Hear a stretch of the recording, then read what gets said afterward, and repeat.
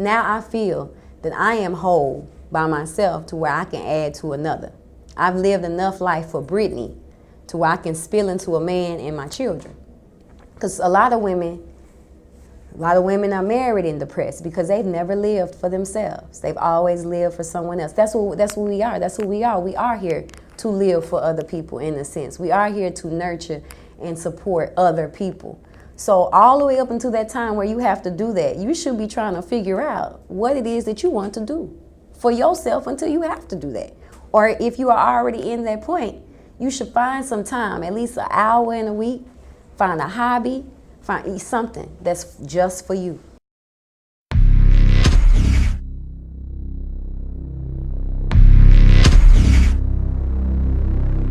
One thing I want to talk about is, learning to love self more.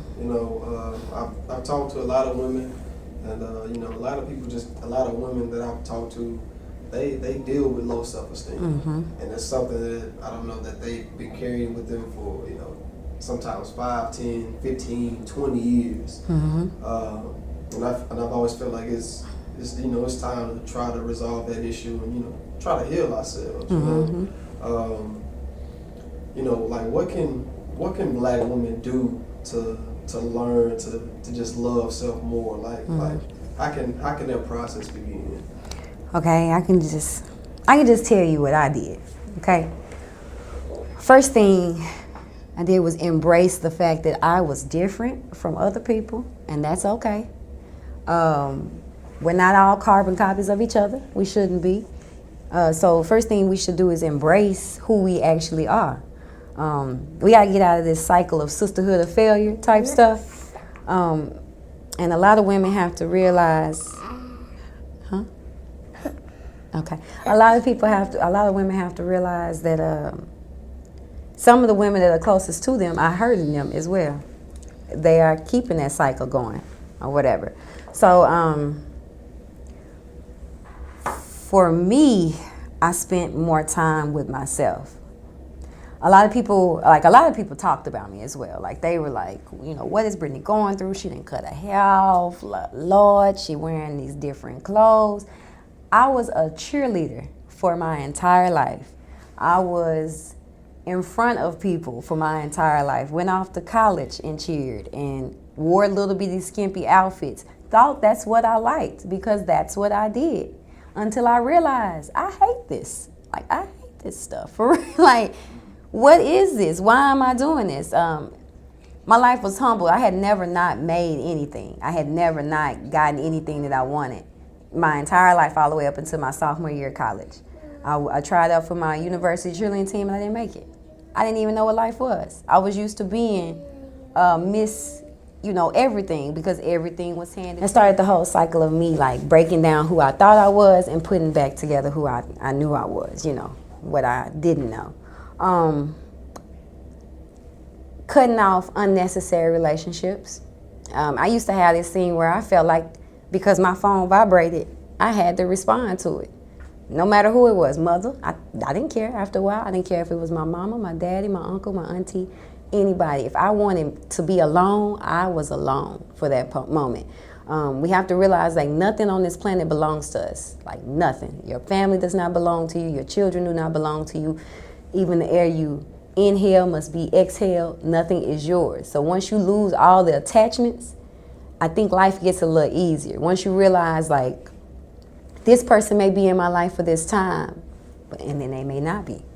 It's a little easier to deal with disappointments because a lot of it comes from, a lot of the whole sisterhood of depression and all of this comes from unreasonable expectations from church, fighting against your natural desires because of what you were taught as a young child, never really spending the time to get out of what you were taught and get into what you know, what's true to your core.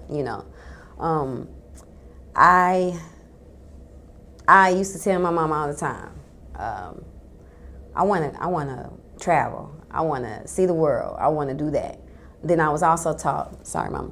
I was also told, you know, every time I said I wanted to do something, my family or the women in my family would say, wait till you're married, or wait till you find a husband. So every single thing in my life became finding this man so I can start living. I realized somewhere around like 23, 24, I was doing it wrong. Like, nah, bro, you can do all of this by yourself. So I started doing it. I would make a list at the beginning of the new year, not the standard new year, my birthday. What do you want to do in your next year before you turn another year? You know, what do you want to do? And I literally just started scratching it off. I didn't care if my friends couldn't come. I didn't need anybody. I just went and did it.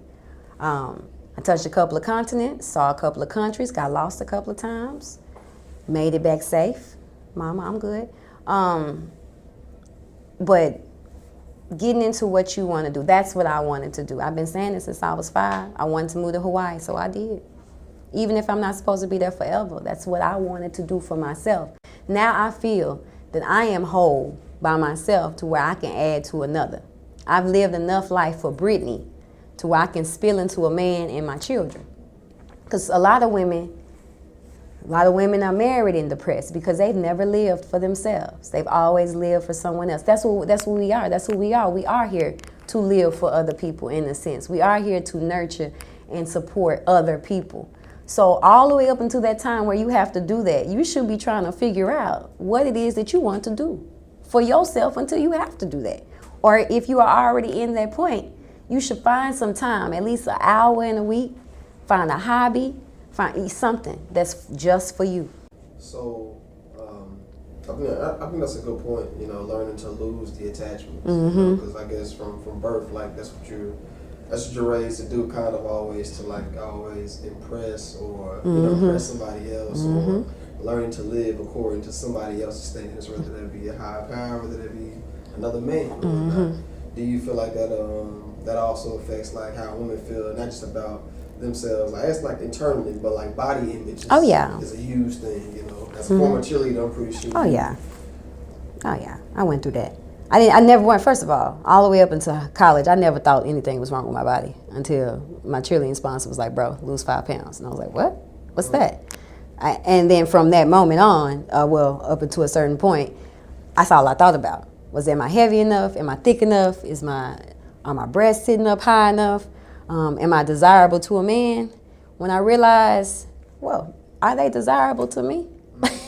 Do I want you? You know, like, I'm not about to walk around here in these stiletto shoes, have hip problems at 65, just for one of you to choose me and I'm the prize. You can't have life without me. So why am I changing, who I am to be one of you? But a lot of that comes from this society that we live in. The European look is the standard of beauty. Well, not right now. Well, they're turning it into, by turning Kim Kardashian into one of us, so making us still want to be one of them with our own measurements. And it's crazy. It's a crazy world we live in. But anyway, we live in a society where we only focus on the external. Where we focus on the external. When they created these social networks and all of these likes and filters and all of this other stuff, it's just got worse. Like the little girls now, they're terribly vain children, terribly vain. But if you don't look like what's crazy to me right now is that we're trying to, not me personally, but the women as a whole, like we're dealing, all of us are fixed from this, we're all dealing with this. But we're trying to look like something that was put together in a factory, which is, women are depressed because they don't look like something that was bought or put together. When I can take them to Mexico, I can take them to Barbados, I can take them to the islands in the Caribbean, and their whole physique, the way that you are naturally built with that fluff in the front, men will go crazy over you. It's my skinny behind, on nobody going around there. So it's basically like the Western idea of beauty is slim and in shape. When you go east, when you start going that way, it's the bigger you are, the more money you have, the wealthier you are, because you're eating better than everybody else. I live on an island where the biggest women are the finest ones right now. I don't get no play. None, zero. I can't birth them big children because I'm a little bitty person. So. But you learn that through traveling. Yeah, traveling changed my whole. It changed. First of all, I left Little Rock at 18. Left Little Rock, this little bitty city that had me thinking I was whatever I was at 18. Went to Baton Rouge, Louisiana, where everything down there is fine. Every woman walking around there is beautiful. So I'm like, okay, you cute too, Britt, but what else? Because what's going to set you apart from all of these other beautiful women here? You know, like, who are you? Then I left Baton Rouge, went to Texas, which was a completely different Houston Honeys. I don't know if you ever heard the Houston Honeys. They're beautiful too. And so I'm like, okay, these women are beautiful and they smart. What's up with you? You know, who are you, Brittany? So like the more places I went and I saw the different standards of beauty, it made me think about what I thought beautiful was. Like, I'm like, I can't be these things. You gotta be what you want, like what you are. And that's when I cut the hair off and just went with the fade for a second and then came back. I had this idea, like if a brother don't like me the way I look, like naturally, just how I look, he's never going to like me. You need to see, I do this thing where I set him up. No perfume, no body oils, nothing. Me, no face, no makeup, hair in the fro that hasn't been touched. That's the first time I'm meeting you. Because I want to, usually they meet me somewhere in my natural element anyway, and then we get to chatting after that. But I want you to see who I am.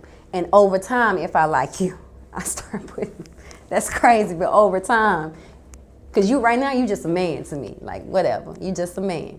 But if I like you, you make me want to dress up. I want to smell nice, really nice for you. I already smell clean, but now I want you to smell me, or I want my scent to linger after I'm gone. I want you to think about me. Notice, you know, basically prepare, primp and pamper myself for you in particular. Not every single man, but you. You see? Hey, ooh, hey.